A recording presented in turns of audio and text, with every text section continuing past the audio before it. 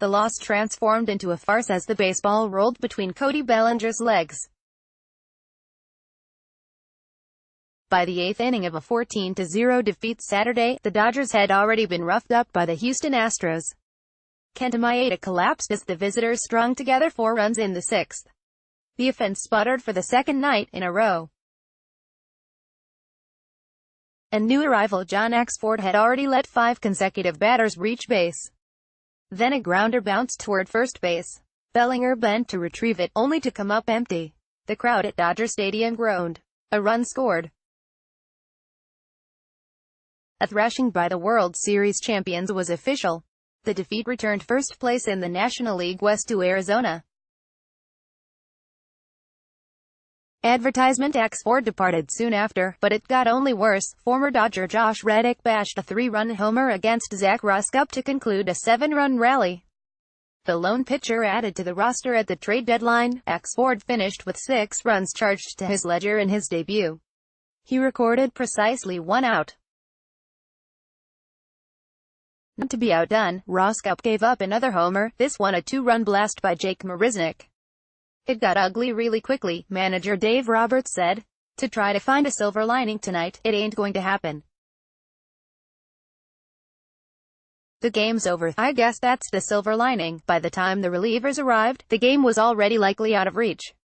Maeda pitched well for 5 innings before capsizing. He gave up 5 runs in 51 thirds innings.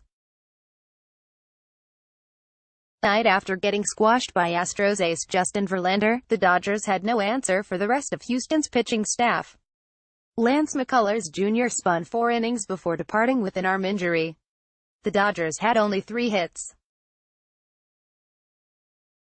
The excessive Thursday, when they scored 21 runs against Milwaukee, felt like a distant memory. The first night of the World Series rematch tilted toward the Astros. Verlander struck out 14 Dodgers and suppressed their offense.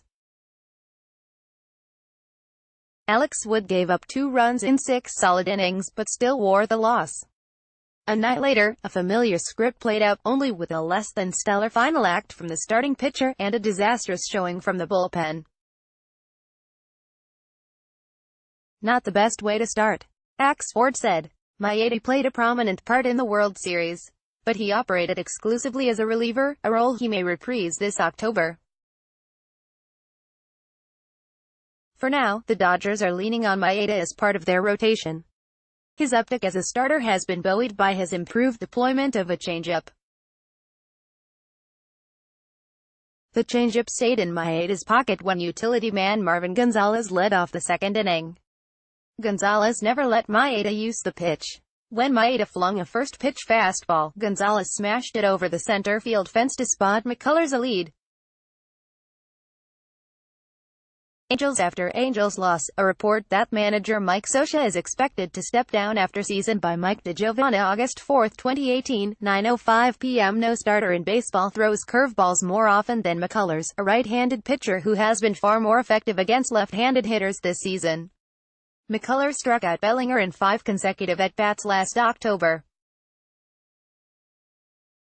Given Bellinger's history and Max Muncy's recent funk, the Dodgers used Enrique Hernandez at first base to start the game. Muncy was the most reliable hitter in the Dodgers' offense during the first half. His production has shrunk as pitchers across the sport have located holes in his swing and lured him out of the strike zone. Muncy has hit .163 with a .624 on-base plus slugging percentage in the second half. The lack of discipline, which was Muncy's calling card during his breakout start, worried Roberts. When I see a guy going out of the strike zone, that's a little disconcerting, Roberts said. McCullers had that effect on most of the Dodgers on Saturday. He struck out 5 in 4 innings. But McCullers exited with discomfort in his elbow while warming up for the 5th inning. Astros manager A.J. Hinch chose Brad Peacock as his first man out of the bullpen. Peacock fanned Yasiel Puig and Hernandez with sliders. Austin Barnes took a low 3-2 fastball only to see umpire DJ Rayburn call him out. Maeda was tasked with jetting through the top of Houston's order for a 3rd time when the 6th inning began.